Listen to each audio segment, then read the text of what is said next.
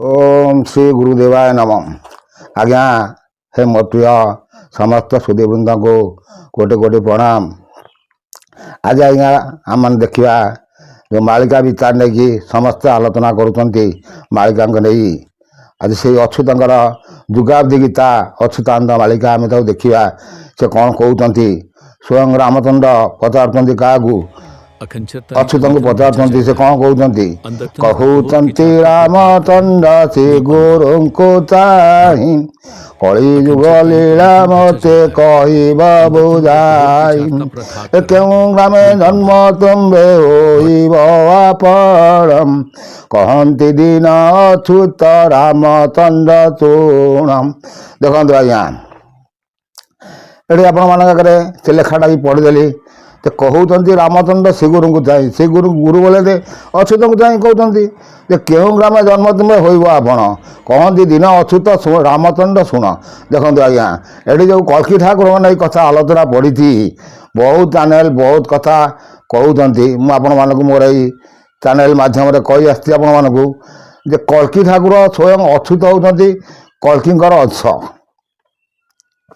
किपरि प्रमाण आम पाइबा कौट प्रमाण पाइबा किमती प्रमाण पाइबा ता विषय में मुझे सम्यक आलोचना आपको आगे कहबी से कौन कहते से विषय आम देखा से कौ ग्राम से जन्म हे से विषय से कहते से कौन कहते क्षीर नदी दक्षिण रे निगनामे देशम खंदी दाता पश्चिम निगमारे महेशम ख्यात बट गुप्तचर पूर्व भागे उदेम क्षमय कहले अछूति गीत पदे चंदेम। देखो आज्ञा मालिका को नहीं नाना लेखकर नाना रकम लिखिं आम से विषय सम्यक आलोचना कर से आ भल कथा कहते से कौन कहते यही सब कथा को गुप्त रखिबू राम कौन केमती से कहते तुम से विषय देखुं गुप्त कथा ये न करू ख्यातम गीत रे बणिले दिन हीन जे अच्युतम दिन हीन अच्युत से कहते सी के कौन कहते मुझे अंश बोली कि कौन बोली आम कल्की अंश बोली केमी जाना ना आम तत्वबोधन से लिखिं दे रामचंद्र मुझी राम थी कृष्ण हेबी मु कल्की तत्वबोधन गीता मुझे आगे पुणी प्रतिपादन करी तेणु आपण विचार करेंगे अच्युत मुंडे थिला देवनासन वृक्ष बोली से लिखी ब्रह्मर स्थान निरूपण से कहते कौन ना 46 पटल तेणु जो मैंने कल्की ठाकुर बोली कहते से जदि एतिक तथ्य आमको प्रमाण देवे ताल आम कल्की बोली मानिबा ना ना छाड़ू आज्ञा आम से कल्की जमी से कौन कहते घट गुप्त रहीबू जे के न जानीबम घोर गली महाघोर तम आचा दीबम घरणिया पणरे जे हटुथिबू दीनम घोषे दिन अच्युत जे कथा प्रमाणम से कहते घरणिया पणरे थी ताने अच्युत लिखुंट कहते क्या कहते ना रामचंद्र कहते घरणियापण थी मुझे मोर ये चैनल मध्यम कही आसी जिते साधु सत अभी दाढ़ी थोड़ी छाड़ी सब कहते कल्की ठाकुर से तो ठाकुर निजे स्वयं लिखुंट मुझे घरणियापण थी आ तमें आसो कौन तुम कल्की ठाकुर कौन चिन्ह हो कौन कहीपर तुम छाड़ू आज्ञा से कौन कहते से घरड़िया पद रही कौन कहते से आज्ञा देखुं गोसे दिन अच्युत जे कथा प्रमाणम न पाइबे भक्ते खोजी भ्रमी नाना देशम निस्तेता ख्यात करे बो तो ही रामदासम। अरे राम तू निश्चय से बेले थी ख्यात ही करू कौन केमी ख्यात कर कौन कहते आम आगुटे देखा लीला करुवी मुझे गुपत बाबरे निष्ठा करी कहले जे अच्युति गीत रे एत हटिब लीला तो चारि मिसाए कम चका चढ़ा तिनी सुन तही जे बेहला ठीकम चली जाऊ घोर काले बड़ी देवे मेली तेताइन गीत कहे अच्युत जे बाली। देखो आज्ञा से कहते भक्त माने नाना देश बुलिकी नाना ग्राम बुलिकी मत पाइबे नहीं किंतु एमाने आजिकल कौन कहते ना मिलगला एठी ठोस प्रमाण ଆଉ ଯଦି ପ୍ରମାଣ ମିଳିଲା ତମେ ଆସ। ମୁଁ ତ ମୋର ଏଇ ଚ୍ୟାନେଲ ମାଧ୍ୟମରେ କହିଛି, ମୋ ନାଁ ବି କହୁଛି ଶରତ କୁମାର ଦାସ। ଆସି ଆମ ପାଖରେ ବସିକି ଆମକୁ ପ୍ରମାଣ ଦେବ, ଠୋସ୍ ପ୍ରମାଣ ସବୁ ମିଳିବ, ସବୁ ଅବତାର ଚିହ୍ନ ପ୍ରମାଣ ଦେବ। ତାପରେ ଆମେ ଜାଣିବୁ ତମେ ହଁ ଆସିଥିଲ କି ଜନ୍ମ ହେଇଛ, ଅଚ୍ୟୁତ ହେଇଥିଲ, ତମେ ପୁଣି ଏବେ ଜନ୍ମ ହେଇଛ। একথা আজ্ঞা ভুল কহিলি কি? তেমন আপনার আকু বিচার করবে।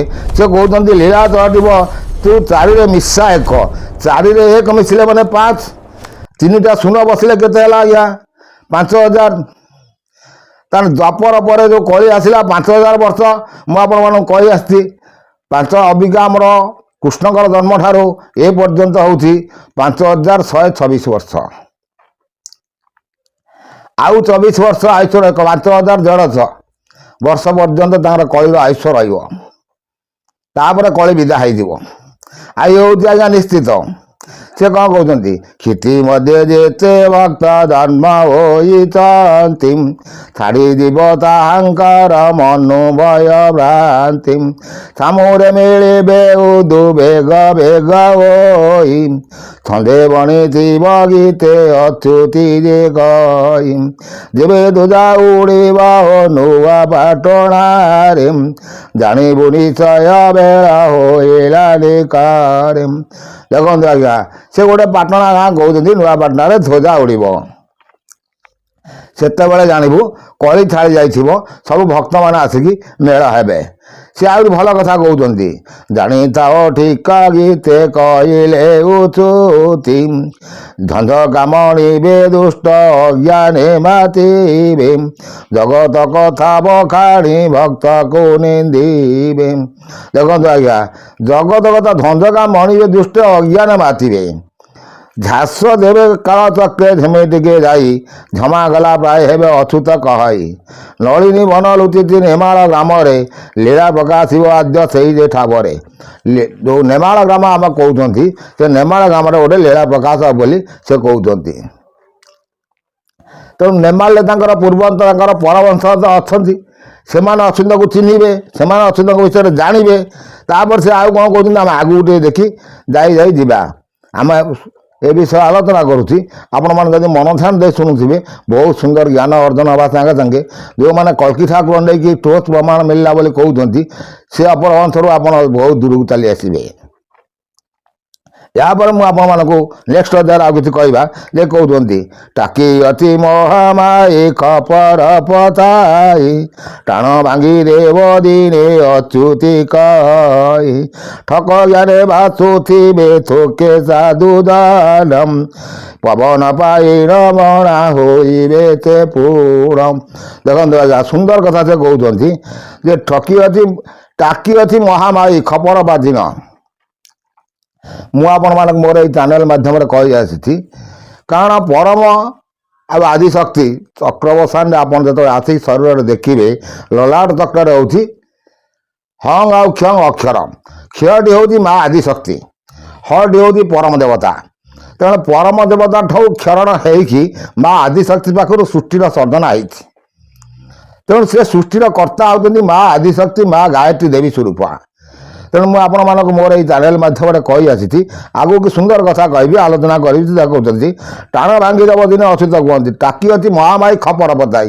ଖପର କ'ଣ ଗୋଟେ ସେ ଖପର ଧରିକି ପାତିକି ବସିଛନ୍ତି? ନାହିଁ, ତାଙ୍କର ଯେଉଁ ଲୀଳା, ତାଙ୍କର ଯେଉଁ ରାଗ, କାହିଁ ପାଇଁ ରାଗ ହେବ, କ'ଣ ପାଇଁ ରାଗ ହେବ, ଆମେ ସେ ବିଷୟରେ ସମ୍ୟକ ଆଲୋଚନା କରୁଛନ୍ତି। ଦେଖନ୍ତୁ, କଳିର ଶେଷ ସମୟ ଆସିଗଲା। କଳିର ଆରମ୍ଭରୁ ଆମେ ଯଦି ବିଚାର କରି ଦେଖିବା ଏ ବିଷୟରେ, ମୁଁ ଆପଣଙ୍କୁ ପୁଣି ନେକ୍ସଟ ଅଧ୍ୟାୟରେ କହିକି ଆସିବି। ସେ କ'ଣ କହୁଛନ୍ତି, ଠକ ଜ୍ଞାନ ଭାସୁଥିବେ ଥୋକେ ସାଧୁଜନ। ଥୋକେ ସାଧୁଜନ ମାନେ ଠକ ଜ୍ଞାନ ସବୁ କହୁଥିବେ, ପବନ ପାଇନ ବଣା ହୋଇବେ ସେ ପୂର୍ଣ୍ଣ। ମୁଁ ଆପଣମାନଙ୍କୁ କହିଛି ଯେ ବାବାଜୀର ଅର୍ଥ ହେଉଛି କ'ଣ? ବା ଲାଗିଗଲେ ବାବାଜୀ। ବା ମାନେ ପବନ, ଗୋଟେ ପବନ ଆସି ତାଙ୍କ ଦେହରେ ବାଜିଲା ମାନେ ସେ ବାବାଜୀ ହେଇଯାଆନ୍ତି। ସାଧୁ ନୁହନ୍ତି। ସାଧୁ ଯିଏ, ସେ ତା ଘରେ ବସି ସେ ତାର ତା କର୍ମ କରୁଥିବ। ଠକ ବୃତ୍ତି ଆଚରଣ ଠୋକର ଖାଇବେ, ଟିକେ କହିଲେ ଅଚ୍ୟୁତି ଠାବ ନ ପାଇବେ। ଏ ଡାକିବ ଭୈରବୀ ଯେତେବେଳେ ତା ନ ଛାଡ଼ି, ଡାକିବେ ସକାଳ ଜାନ ପଡ଼ିଯିବ ଓରି।